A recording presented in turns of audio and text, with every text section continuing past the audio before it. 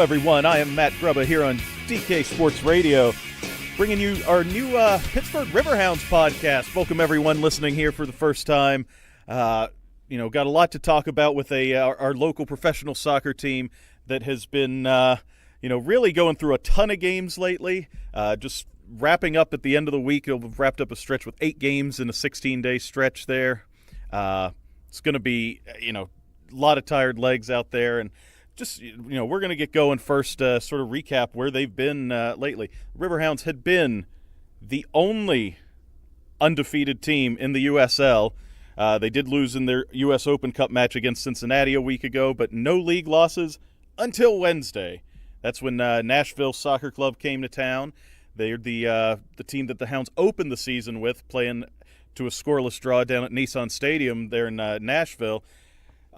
Up here in Pittsburgh on Wednesday night, it looked like we were heading down that same path. Just scoreless game at halftime.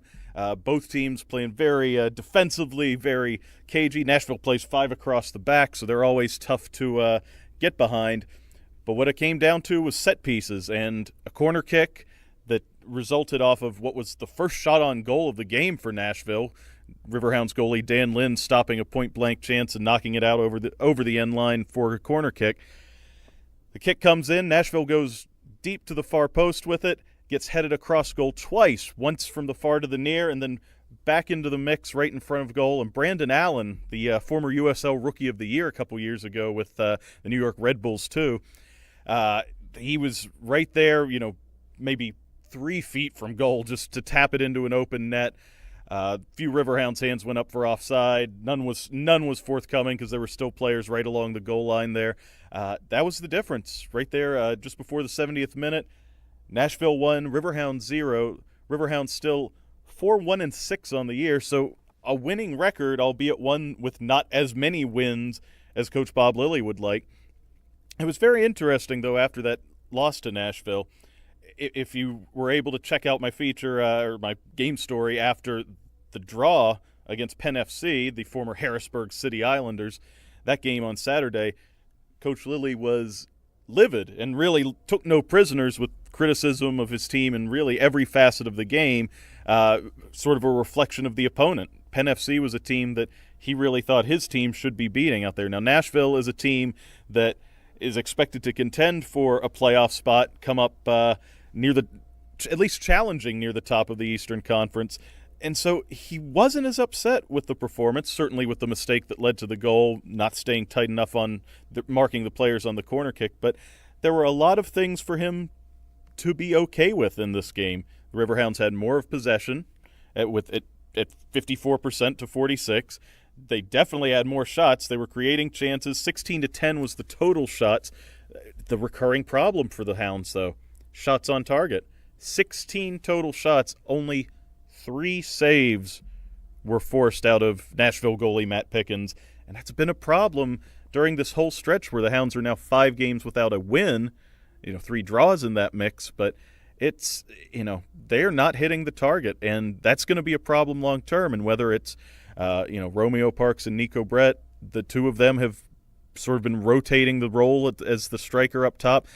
Today we saw once again Dennis Chin come off the bench, a veteran guy that, maybe as he's shaken off injury in the offseason, Bob Lilly's going to have to find something to spark this offense, find somebody who's going to hit the target and put away some of these chances, because it's starting to become a broken record. The Hounds creating chances and nobody there to finish. Finally, it catches up with them last Wednesday, their first loss of the season, of the USL season, I should say, to Nashville. Where are they going to go from there? That's something we're going to talk about right here after a short break here on our brand new Hounds podcast here on DK Sports Radio.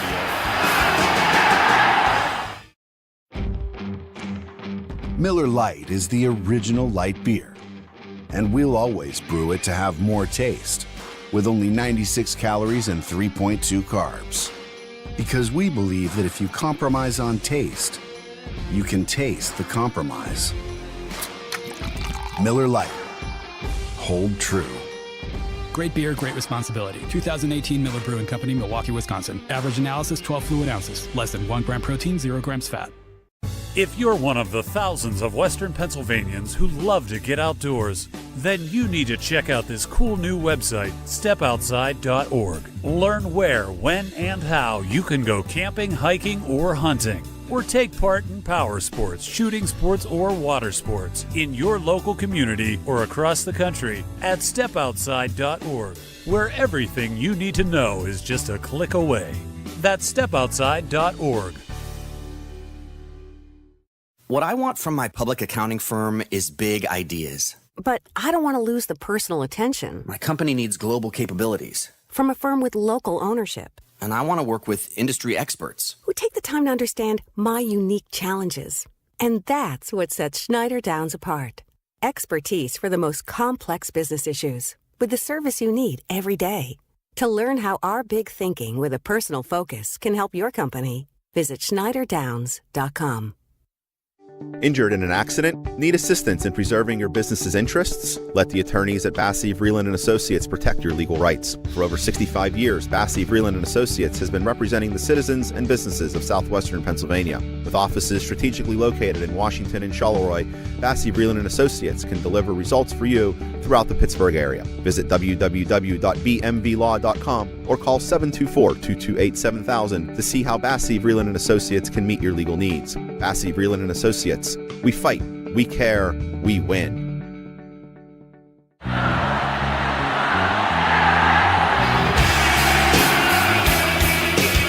Welcome back to our Hounds podcast here on DK Sports Radio. I am Matt Grubba, the Hounds pit, and really anything they're going to send me to, beat writer here at DKPittsburghSports.com.